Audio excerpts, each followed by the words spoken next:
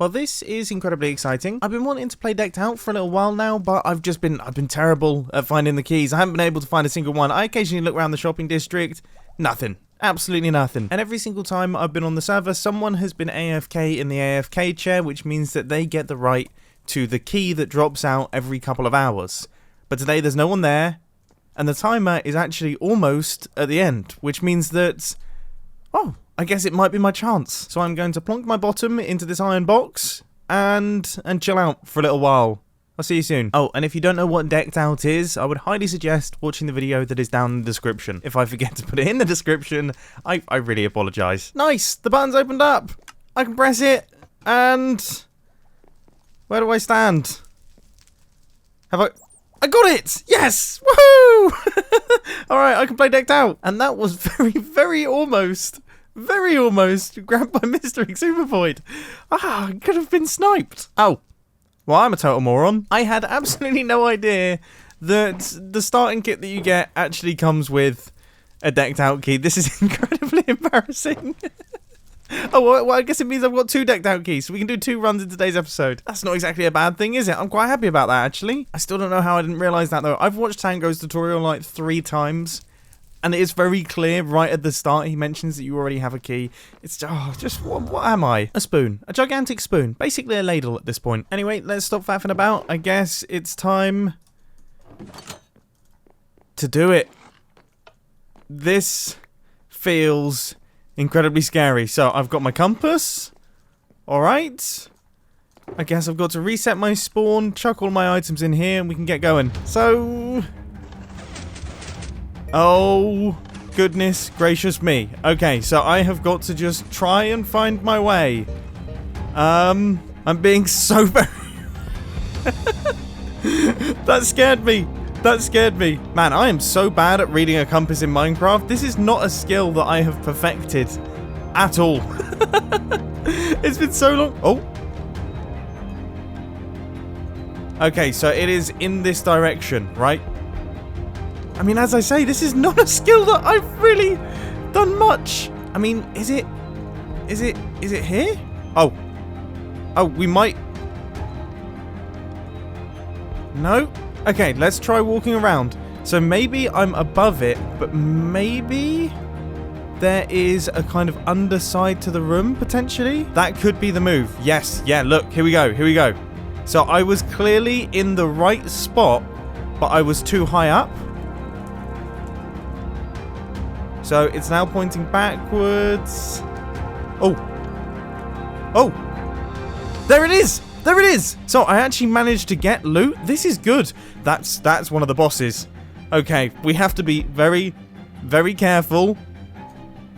I really should have remembered how I actually managed to make my way in here. That would have been the wise thing to do.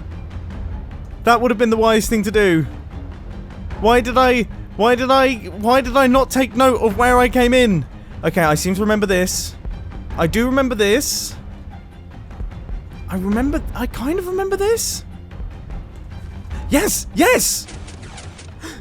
I actually managed to have a successful run! Guys! I'm not bad at Minecraft! This is good! When you have completed your dungeon run, press this button. Now, the only thing that I didn't get is I didn't get any of the upgrade books that pop out into the droppers at the end, and you have to make your selection, choose which attribute you'd like. I didn't get any of those, which I genuinely thought meant that I'd broken the system. I was terrified. I thought I'd broken Decked Out and ruined the fun for everyone. But apparently people have just been playing way too much Decked Out, and the dropper has run out of books. Tango is aware, and he is working on it. Anyway, I need to put my loot box token into this hopper here. And it has popped up from the floor, so let's check out what I got. I have managed to get myself 4 coins, so that's good. I now have 8 coins in total. I've got an end set. Okay, wow, so I got a unique and a bunch of commons. I guess that's good. I can 100% understand why people have been playing this like crazy. I specifically haven't watched anyone else playing it because I didn't want to get any spoilers as to what to expect. I wanted my first experience to be a genuine first experience, and it's fun. there's going to be many more experiences. But for the time being, back to regular Minecraft. And of course, because Decked Out is in the shopping district, I should probably check up on how Oh Dear is doing. I mean, the website was a huge success. You know, we had over 200,000 visitors to it, which is a little bit bonkers. So I imagine we've made some serious sale. We've made some serious sale. I imagine we've made some serious sales. Really? 200,000 visitors to the site. 200,000! And not one was a hermit! Buying something. None! None! None! Am I doomed to fail? In this world? I think maybe it might be a good idea that I diversify a little bit. Not only do I have Oh Dear, but I also have a second business that could potentially bring in some money. And, you know, I've had this idea in my head. I've got the industrial district. Eventually that's going to have pretty much every single farm in Minecraft. There's going to be tons of items coming out of that thing. Surely we could, like, sell access to it? And in fact, now that I think about it, instead of selling permanent access, I could actually sell a day pass. So someone buys a day pass off me, they then come into the industrial district, they take as many items as they would like. So for example, if they want to make a ton of firework rockets, then they can. We've got sugarcane, we've got all the gunpowder and things. They can do that, they can leave. They've got a bunch of stuff. I've got a couple of diamonds. I mean, it seems like a really good deal. I've just been to the Ender, alright? I haven't reset my spawn from the beds. I've found a way in which I don't have to have dungeon keys. So my industrial district now has a Nether portal. I should have done this ages ago, but I've just been using Iscal's ones for like the past 4 or 5 months. And obviously if I want the industrial district to be visited by other hermits, I'm going to have to make it easy to find. You know, I'm going to have to make the Nether portal easy to locate, and I've just gone over to where it's meant to be located. It's not easy to find. It's like inside a gigantic netherrack block. It's going to be a bit of a struggle. So I think it's time that we set up some form of nether tunnel type thing. I've got a bunch of soul sand, and I think we should be able to keep it quite simple. What? What? Was that an attempt at an attack from above by that magma cube? That was wild. I've had a slight change of plan on the nether tunnel front. I quite like the idea of it going across the top of this tunnel and then continuing onwards from there. So that's what I've decided to do. I'm still not 100% decided yet whether or not I'm going to do a fancy looking nether tunnel or just leave it looking like this. I feel like I can't leave it looking like this. It makes me sad. So the tunnel is now done. The nether portal is in place and I'm hoping everything should be fully connected. I mean, all the maths is correct and that has worked nicely. I got so lucky, by the way, that the nether portal isn't located inside a bastion. It's literally right on the edge. I was expecting to have to battle to get it in place. So the first step of beautifying our nether tunnel is, of course, to make it a little bit bigger. So I've gone all the way through and I've made it, I guess, a 3x4 area with the soul sand in the center. And I'm thinking design-wise, we just have some slabs on the floor, we put golden pressure plates on the soul soil to stop things from spawning, and then maybe put some bits in the walls, but nothing crazy. This is going to use a lot more golden pressure plates than I was kind of expecting. I've run out and I've only got to the first corner, but there's no sound more satisfying than this. It's probably one of my favourites. 100 levels later, I'm hoping that this should give us a decent number of gold pressure plates, at least enough to actually finish up the build. It did. In fact, I gathered way too many, so now I have these, which I don't know what to do with. To be fair, I really enjoy covering stuff with golden pressure plates, so I'm sure I'll find a use for them. And just like that, our nether pathway is now all complete. I decided I'm not going to bother with doing a bunch of progress updates on this one because, I'll be honest, it's not exactly the most exciting of projects. You know, if we actually look at this thing, it's a little bit repetitive. It's quite long. There's a lot of resources involved, but this is it. So this takes us through to the industrial district, and I guess actually I should probably build up some form of room here so that we can actually give the hermits access using redstone. So I'm thinking we have a little 3x3 piston door right here, and that will take us through into the actual nether portal itself. Then we have this little room where we can send through the day pass into a redstone system that will detect it, open up the door, and give people access. Yeah, that will make sense. Now I'm thinking for this room we go for a kind of blackstone vibe, especially because we have so much of it available to us with that remnant thing next to us. But obviously mixed in with the blackstone, I'm going to be using plenty of gold. You know, I did this in my gold farm, and this color combination, it just works so perfectly. It looks so cool, especially when you're building in the nether. But that does mean that I'm going to have to do a lot more AFKing at my gold farm because yeah, I've spent all my gold on pressure plates. Quite some time later, this is the room that I've got. Now, I have gone through a bunch of different iterations of this, and I recorded a bunch of clips talking about what my plan was, and then I would change the plan, and I've ended up with 0 clips talking about what I'm doing. So I've just ended up with a room. Alright, but it looks good. It looks cool. It looks cool. I've got the gold. I've got everything here. And then this chest in the center is where people are going to be putting their day passes. Now, the idea is that you chuck your day pass in, and then obviously it gets eaten by the system. So you're not going to get your day pass back because it's kind of a single-use thing. But this 3x3 piston door will then open up, and you'll be able to pass through into your nether portal. The only thing is that, of course, I need to have access to this thing constantly. So we're going to have to add some redstone logic in that will detect my own personal pass, my permanent pass, and it will do something slightly different. Like, it will give it back to me, maybe on the other side of the door. I'm not entirely sure just yet. Well, the plan of action is actually pretty simple. So we've got the hopper line, which runs from the chest. That goes through an item filter, which will detect a day pass. If it's a day pass, it will go into this chest. If it's my personal permanent pass, which is a difficult thing to say, it will go through into this hopper line and then up into an item elevator, which will pop up on the other side of the nether portal. And I'm going to build a little room in here that has a chest for my permanent pass, but also a button so that players can actually open the 3x3 piston door so that they can actually get out of the industrial district. Because otherwise, they'll be trapped there forever. And that's not exactly brilliant. I think I would struggle to get repeat customers if I just keep people there. Anyway, let's see if this little item elevator works. If I chuck a gold nugget in here, that was not ideal. That was not what I kind of hoped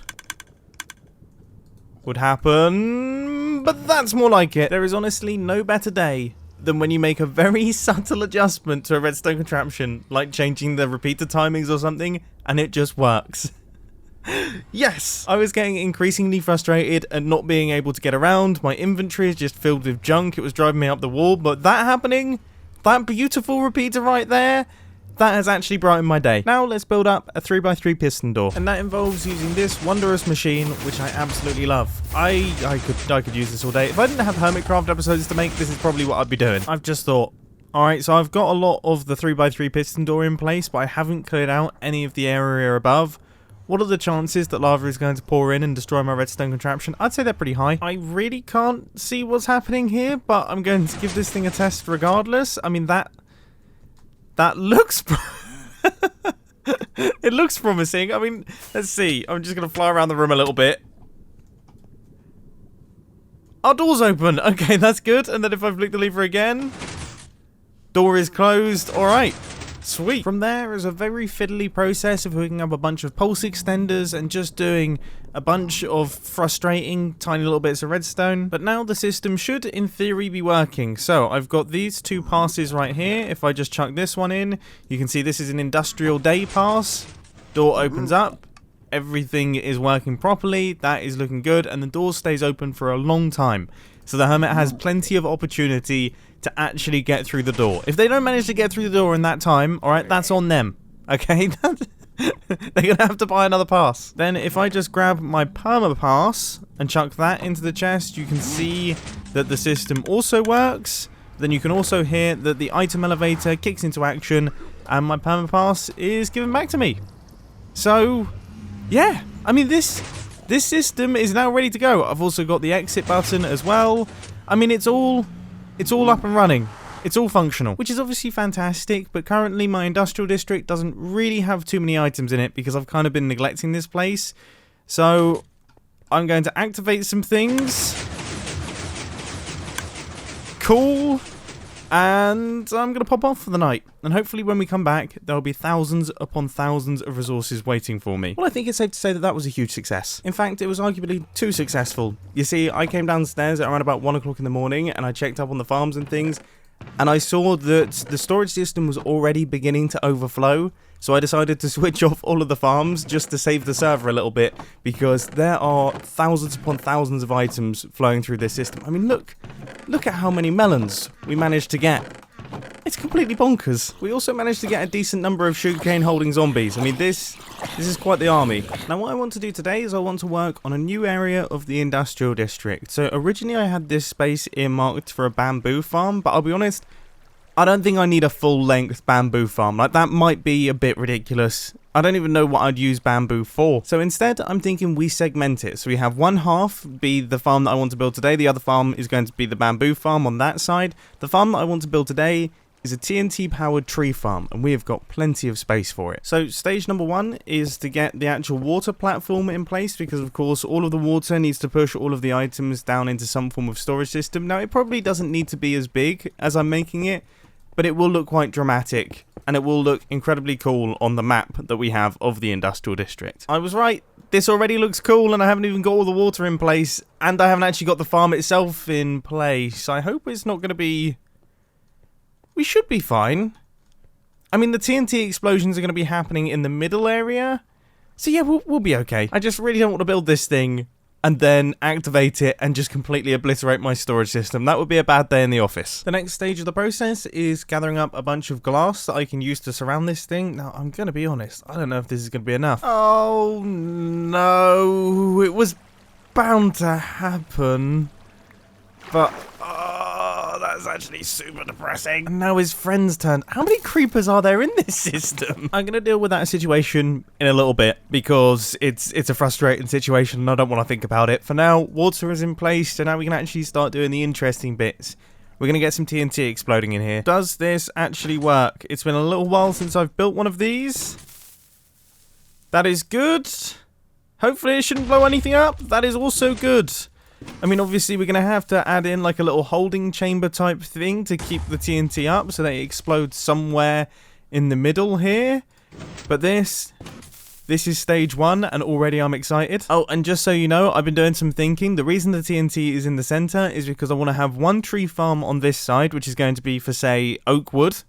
And then on the other side, I want to have another tree farm, which is going to be for a different type of tree. And they're all going to push towards the center. That seems exciting to me. I always get super nervous when building up these chamber type things, because I know that if I get any of the redstone wrong, like if I get any of the timings incorrect, then the TNT is just going to sit and demolish everything. And that's sad. I accidentally activated this thing. I placed in the redstone torch without thinking, and now it's going. But thankfully, it all seems to be working. So yeah, our TNT is dropping, it's exploding in the sky, everything is good. That could have gone south very, very quickly. So now it's time to actually start work on the tree farm itself. As I say, I'm going to get the oak one done today because I know what I'm doing there, and then we'll start thinking about the other one at some other point. With that being said, I don't know if I know what I'm doing here. It's been so long since I've built any form of tree farm, I've honestly forgotten really how to even do it. I don't think it needs to be 7 high. That's the first thing. I think it needs to be 6 high, and then it's all coming back to me. Double piston extenders, pushing across, the leaf breakers, bud switch underneath. Everything happens quickly. Yeah, okay, it's kind of coming back to me. I'm just going to see what happens if I try and build this. Because building something that you've forgotten how to build and not referencing a previous build, that's never gone badly in the past. No, that's never gone wrong. Right, let's see how this first element goes. So this is the tree pusher. That all looks remarkably good, apart from that top piston up at the top there. Other than that, that's all working. I am rather surprised at this information. So now I'm working on the leaf crushers. So we've got all the pistons out the back there. They smash all the leaves, the saplings drop down into the hoppers so that I can continue actually farming the trees. I don't run out of saplings and have to go out and gather some more. What I find funny is I always used to think of these tree farms as being relatively big industrial builds. Look at the size of it in comparison to my industrial district these days. That is actually laughable. You barely even notice it was there. Oh my goodness. Despite its relatively small stature, I do believe it is now all done. Yeah, that's about as done as it can be. So there are all the leaf crushers. We've got the push across. Everything's now up and running. So now I have to feed the wood across and then feed it into an area where it can all be pushed across into the range of the TNT. And I'll be honest, I don't think we need to do anything particularly complicated here. I mean, in theory, we just run it along the side of the TNT and then all the wood will get exploded and it will end up in the water. The only thing that I'm a little bit concerned about now that I'm looking at this, have I built this too close to where the TNT drops? I mean, those pistons definitely look too close. It all looks a little bit close. I mean, do we just activate it and see if things start exploding? Maybe it's a perspective thing, because now it doesn't feel too close. Oh, let's just see.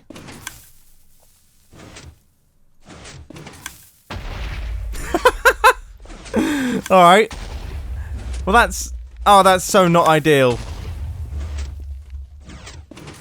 Okay, so all of the pistons got destroyed. Thankfully, though, our tree farm seems to be okay.